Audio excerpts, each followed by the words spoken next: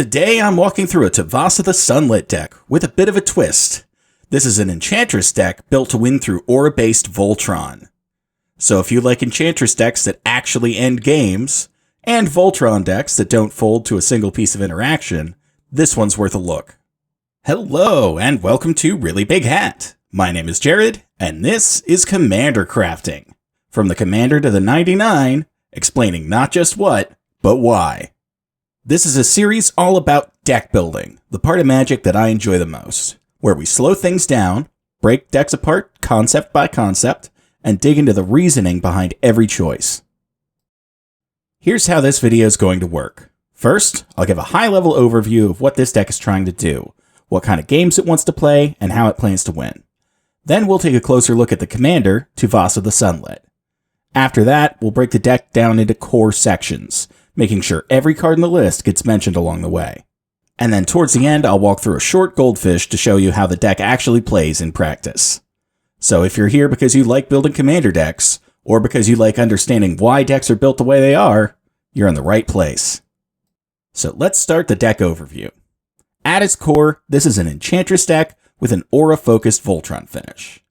This deck is built to balance those two pillars, using the Enchantress engine to generate card advantage and consistency, while gradually setting up a lethal, protected attacker, usually our commander. Rather than rushing to suit up immediately, this deck prefers to establish its engine first, including a light pillow fort engine, then choose the right moment to commit to a Voltron line. Because of all this, I would define this deck as a solid bracket 3. Between the Enchantress shell and the pillow fort effects, you typically won't be knocking players out until around turn 6 or 7, but once the deck is set up, it becomes very difficult to stop. So with that big picture in mind, let's take a closer look at the card everything here is built around. Tuvasa the Sunlit is a 3-mana Bant commander, that's green, white, and blue, and she is a 1/1 Merfolk Shaman. At first glance, she doesn't look especially threatening. She's small, she doesn't have built-in evasion, and she's not something you'd typically expect to end games on her own. What makes Tuvasa powerful is how efficiently she ties multiple incentives together. First, she rewards you simply for doing what an Enchantress deck already wants to do, playing enchantments. Whenever you cast your first enchantment each turn, you draw a card. That means Tuvasa turns a very normal game action into consistent card advantage, without asking you to jump through hoops or overextend. Second, Tuvasa naturally grows as the game progresses. She gets +1/+1 for each enchantment you control, which means every piece you play makes her a more credible threat. That combination is important. Tuvasa isn't just an engine, and she isn't just a win condition. She's both at the same time. Early in the game, her role is mostly about stability. She comes down early, starts drawing cards, and gives you a reason to keep on playing enchantments. And in the mid to late game, Tuvasa is the deck's primary closer. Once you've established your Enchantress shell, stacking auras onto Tuvasa that's already grown naturally means you don't need that many cards to threaten lethal damage. One important thing to note here is that this deck doesn't rely on Tuvasa exclusively as the Voltron target. She's the preferred target by far, and she's usually the cleanest way to win through commander damage, but the deck is built so that removing Tuvasa doesn't shut everything down. If she gets answered, the Enchantress engine keeps running, and the deck can pivot to other threats or rebuild for another attempt. So with Tuvasa's part in the deck explained, we can start looking at the core engines that make all of this work, starting with the Enchantress shell. These are the backbone of the entire deck. Sithis, Mesa Enchantress, and Verduran Enchantress all allow you to draw cards whenever you cast an enchantment spell. Combined with Tuvasa's own built-in draw effects, these are an excellent way to make sure you always have plenty of cards in hand. Core Spirit Dancer and SRAM Senior Edificer both specifically care about auras, allowing you to draw a card whenever you cast an aura spell. Then, we have some of our Enchantress shell's mana effects. Sanctum Weaver can generate absurd amounts of mana once you have a few enchantments on the board, while Jukai Naturalist quietly reduces the cost of all the enchantments you play. Together, they can let you chain enchantments together in a single turn, which feeds your draw engine and accelerates you towards a winning board state. Even some of our ramp is enchantment-based. Enchanting a land keeps your enchantment count high while fixing your mana early. These aren't flashy, but they're important. They make sure your engine starts smoothly without diluting the deck with too many non-enchantment cards. And they scale well into the mid and late game, proccing all of your other Enchantress effects. Calyx can allow you to copy enchantments over time, turning steady play into exponential value. Eutropia provides both evasion and pressure, helping enchanted creatures get through blockers while rewarding you every time an enchantment enters the battlefield. Then we have our suite of cards that create tokens whenever we cast enchantments. If the game starts going long, and you can keep casting enchantments, these cards can take over the board all on their own. They reward patience and consistency, exactly what this deck is built to provide. Siona, Captain of the Pyleus, is another card that can create tokens for us, this time whenever we attach auras to creatures.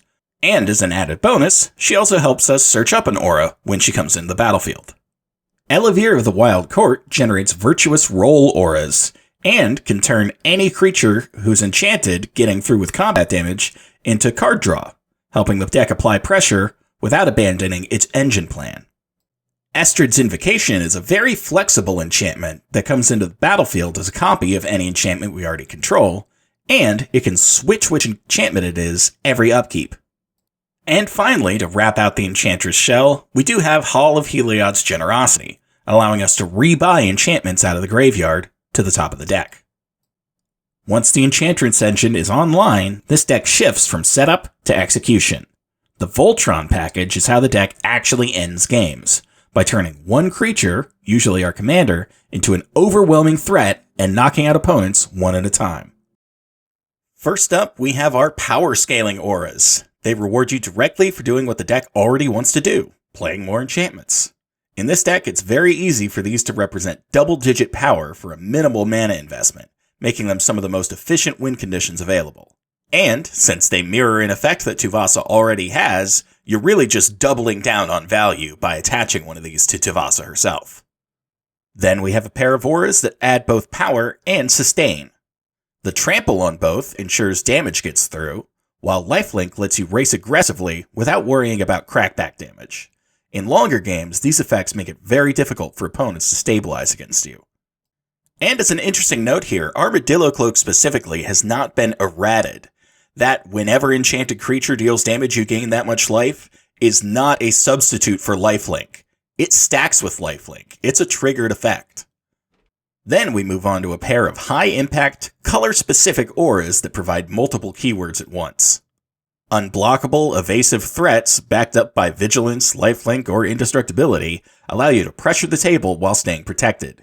These are especially strong on Tuvasa, but they're just as threatening on any secondary Voltron target you may be suiting up. Then we have another couple solid auras. Rancor gives cheap trample, and it can recur itself, making it excellent in early and mid-game turns, while Strength of the Harvest provides another power scaling effect with the flexibility of being a land if you're short on land drops. Then we have some real solid evasion effects. These auras ensure that once you commit to an attack, damage actually connects, whether it's by being unblockable, having protection from creatures, which is basically the same thing, or by forcing only a single creature to block. These cards let you ignore board stalls and focus on eliminating players cleanly. Then we have a couple more protection auras. Bear Umbra lets you attack without fear of tapping out, since it untaps all the lands you control when you attack, often enabling explosive second main phases. It also has Totem Armor, meaning if the enchanted creature would be destroyed, instead Bear Umbra is destroyed, and the creature is not. Meanwhile, Shielded by Faith simply provides indestructible, keeping your key creature alive through removal and board wipes. Then we have a couple recovery tools. One of the biggest risks of aura-based Voltron is overcommitting, and these cards directly address that. They let you rebuild instantly after a wipe or a removal-heavy turn, often restoring lethal pressure in one move. Up next is one of my personal favorites, Finest Hour. This card pushes the deck over the top. Extra combat steps let you eliminate multiple players in a single turn, especially once your main attacker is fully suited up. It rewards patience and timing. You don't rush it, but when it comes down, the game usually ends shortly thereafter. Up next, let's talk about some alternate targets to suit up as our Voltron attacker. Bruna can immediately pick up a graveyard full of auras and threaten lethal out of nowhere. Meanwhile, Eutropia and Elevere can grow into real attackers while providing evasion or card advantage, giving you multiple angles of pressure. Core Spirit Dancer is another solid target. naturally getting +2/+2 for each aura you attach to it. Then we have the tokens created by Hallowed Haunting, Sigil of the Empty Throne, and Archon of Sun's Grace, all of which are respectable targets to Voltron up. And then the last thing I wanted to mention in the Voltron section is Tuvasa, God of the Sea. While she isn't an aura, or a good target to Voltron up, since you rarely will get up to the devotion necessary for her to be a creature, she can make your Voltron target unblockable, so she deserves a mention here. Up next, let's briefly go over the relatively small Pillow Fort section. First up, we have the classics in Ghostly Prison and Propaganda, making your opponents pay 2 mana for every creature they want to attack you with. Sphere of Safety takes this to another level, making your opponents pay mana equal to the number of enchantments you control to attack with each creature. Often, this will prevent attacks entirely. Then I wanted to mention a couple cards that prevent or discourage your opponents from interacting with your board. Privileged Position gives your permanents hexproof, whereas Karmic Justice responds to any of your non-creature permanents getting destroyed by allowing you to destroy a permanent controlled by the player who destroyed yours. As a special note, this does not say non-land permanents, so if you want to be that guy, you can blow up lands in response to your stuff getting blown up. So suffice to say, Karmic Justice is a very good don't touch me button. But that'll do it for the Pillow Fort section, so let's move on to our mana ramp. We start with the classic pair of Soul Ring and Arcane Signet. And then we move on to another classic in Birds of Paradise. Then we move on to some mana dorks that are a little bit more specific to this deck. Noble Hierarch can tap for any of the colors in Bant, which is useful for color fixing, and it comes with Exalted, allowing any creature that attacks alone to get an extra +1/+1. Fanatic of Ronas is useful in that it can tap for 4 green if you control a creature with power 4 or greater, and in a Voltron deck, that is trivially easy to accomplish. We then move on to Sanctum Weaver, who can tap for an absurd amount of mana, allowing you to get X mana of any color where X is the number of enchantments you control. And once again, in an Enchantress deck with an aura-based Voltron, that can be a lot of mana. Rounding out our list of ramp pieces, we have Fertile Ground and Wild Growth, our enchantments that can attach to lands to improve them, as well as Jukai Naturalist, who gives our enchantment spells a discount. So let's move right on to talking about our card draw section, including the tutors that we run. We'll start by once again mentioning our classic Enchantress engine. Sithis, Enchantress's Presence, and Verduran Enchantress all reward you by playing enchantments by allowing you to draw more cards. Mesa Enchantress rounds out the list of cards that care about generic enchantments, while Core Spirit Dancer and SRAM will both allow you to draw every time you play an aura. Which brings us to talking about our tutors, starting with Heliod's Pilgrim. Whenever it enters the battlefield, you can search your library for an aura card, reveal it, put it into your hand. Then we run Idyllic and Enlightened Tutor, and while the cost and speeds are different, they both allow us to search our library for any enchantment. This flexibility is very well appreciated in this deck, allowing us to finish out our Enchantress engine if that's a bit lacking, or search up an aura that will finish our Voltron.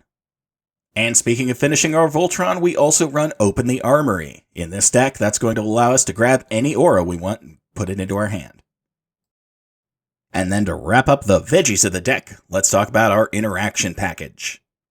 We once again start with some classics with Swords to Plowshares and Path to Exile. Each of these will allow us to exile a problematic creature.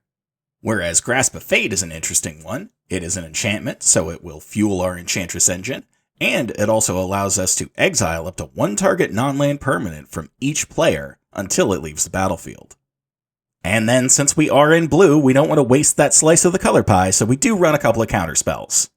These can be useful for protecting our Voltron target from some nasty spells that could be coming its way. Exile-based board wipes, mass bounce spells, anything that's going to shut down our game plan significantly, we do pack some counterspells to deal with. We also run Teferi's Protection as a let's just get the heck out of here spell, to avoid whatever tricky shenanigans our opponents might be coming up with as well. We run Dawn's Truce in order to potentially give our entire board hexproof and indestructible. This is useful if we haven't gotten our defensive-based Voltron stuff online yet, as a quick no you don't button. Then we have Sheltered by Ghosts. This could have been mentioned in the Voltron section, as it does give you lifelink and Ward 2, but it's more there to get rid of a problematic card on your opponent's side of the board. Then we have a couple of board wipes that will be mostly asymmetric. Single Combat forces single combat by forcing each player to sacrifice down to one creature, while Winds of Wrath will destroy every non-enchanted creature. Then we do have some surprise interaction hiding in our land base. Boseiju and Odawara both have channel abilities that can help us deal with tricky situations. Boseiju can destroy a target artifact, enchantment, or non-basic land, while Odawara can return a target artifact, creature, enchantment, or planeswalker to its owner's hand. And speaking of our land base, here it is in all of its glory. We run 37 lands in this deck, 39 if you include the MDFCs. Aside from Boseiju, Odawara, and Hall of Heliod's Generosity, there's nothing really that special or worthy of note in here. It's just a solid land base that'll get the job done for a good Bracket 3 deck. So from here, you can take one last look at the land base in all of its glory, as I get ready to hop over to Tabletop Simulator to start a Goldfish. Okay, so here we are in Tabletop Simulator, ready to get our Goldfish started. So let's go ahead and get that underway. We will draw our 7 here. Okay, Signet, got a couple of lands, Bear Umbra, Privileged, Shield of the Oversoul, Aqueous Form. That's pretty interesting. I think we can run with that. Let's go ahead and draw for turn. Go ahead and get a Forest for turn. Pass, untap, upkeep. And draw. Okay, let's shock land. Let's go ahead and put another forest down. Tap 2, bring out our Arcane Signet. Untap, upkeep, draw. Then we can go ahead and shock in this Hallowed Fountain so that we can get Tuvasa into play.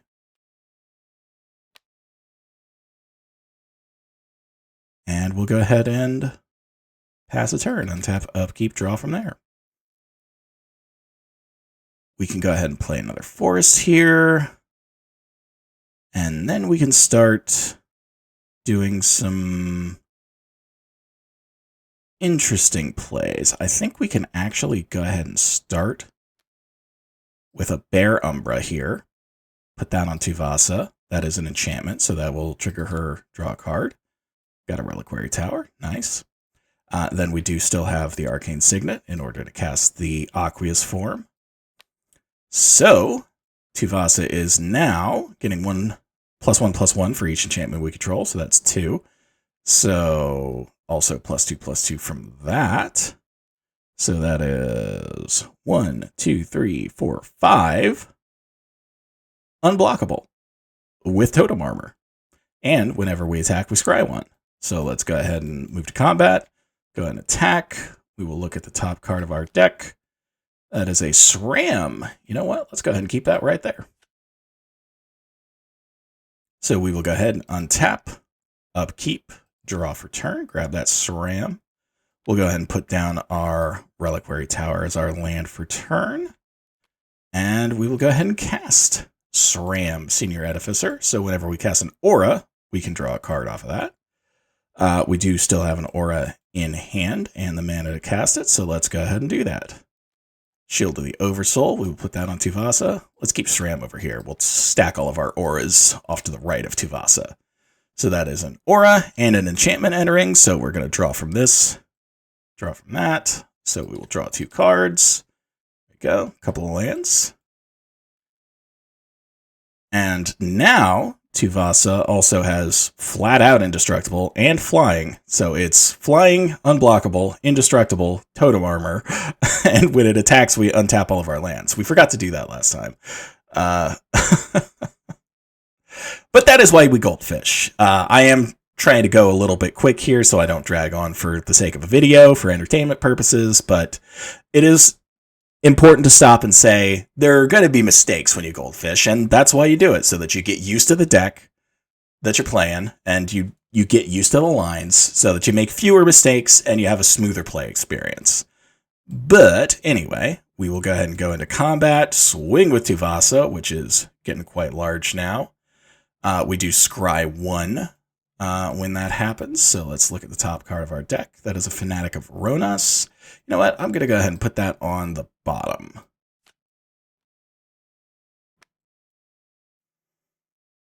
We do untap all of our lands. Untap, because we swing with the Totem Armor. So we will go into main phase 2. And let's go ahead and get out our privileged position. Let's just give every permanent we have hexproof. That'll help protect our board quite a lot. And it will pump up Tuvasa a little bit more because it is an enchantment we control. So let's go ahead and untap, upkeep, draw, Shield of the Oversoul. That's a good one. We'll go ahead and play land per turn. Make it a Plains. And we'll just do, let's tap this way for a Shield of the Oversoul. That is an aura coming into play and an enchantment, so we will draw 2. Okay, got a Rancor and an Island. That's good. So we'll go ahead and play that Rancor right now. That's another aura to stack onto Tuvasa, getting more power. Also gives her trample. Not that that matters. But that is an aura coming in, and SRAM is not a once per turn, so we do get to draw again off of his effect. Idyllic Tutor if we still needed anything, but at this point, I think we're pretty much close to the end of the Goldfish. We have established a decently well-protected board, a huge Voltron attacker, and we're swinging in for massive damage. We're untapping our lands when we swing. We're scrying one. We're going to look at that. Shielded by Faith. We honestly don't need that. We already have Indestructible. Yep. And yeah, what is Tuvasa's power right now? So she's getting +1/+1 for each enchantment. So that's 1, 2, 3, 4, 5. Plus her 1 is 6. And then 7 from the privileged position. 8, 9.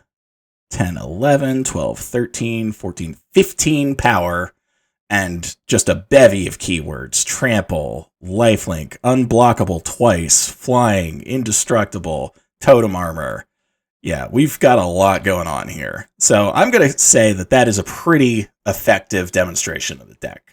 From here, we can Idyllic Tutor right now with our open mana to go get another card. I would probably get something like an Ancestral Mask here. So, you know what? Let's go ahead and do that. Let's untap, upkeep, draw. We'll go to our next step. We will Idyllic Tutor. So we're going to go search up an enchantment and put it into our hand. And like I said, I'm probably going to be looking for an Ancestral Mask here. Oops. There we are. So we will get this into our hand. And then we will go ahead and play it. That will be an enchantment entering and an aura. So we will draw 2 more cards. And then this is going to give Tuvasa +2/+2 for each other enchantment in play, in addition to her +1/+1. So now she is going to be lethal to anybody, unblockable twice, plus flying, plus trample. So yeah, we're in a very good position.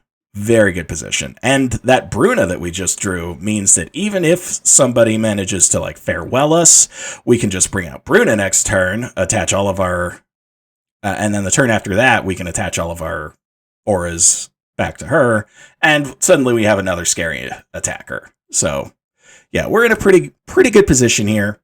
Yep, this is definitely a game-ending board state for us. Like, we are going to be Voltroning into people for lethal every turn. So I'm going to call that a successful Goldfish, and we will go back to the video. So the last thing to go over is our list of other options. These are ways that you can adjust the deck to more meet your specific ideas about what it should do, what you want it to be able to accomplish. You can either double down on some categories, add in some new ideas to it, or just make some expensive upgrades that increase the deck's power level. I'm not going to go into any detail about any of the cards on this list. This is more for you to look up on your own time if you're thinking about actually building this deck and you want to look at some of the other ways that you could go about it. This is also not a comprehensive list of all of the other options, obviously. There's always different ways to build decks, and that's one of the magics of deck building and why I'm building series like this in the first place. And so that'll do it for this video. And I just want to say, if you've watched this far, sincerely, thank you so much. If you enjoyed the video, I would really appreciate it if you would like and subscribe, and talk to me down in the comments. Tell me what you would do if you were building this deck, if you've ever played a deck like this, or if you have a good idea for a commander you'd like me to build next. So with that, I will go ahead and sign off here. This is Really Big Hat, I've been Jared, and I will see you guys next time. Later.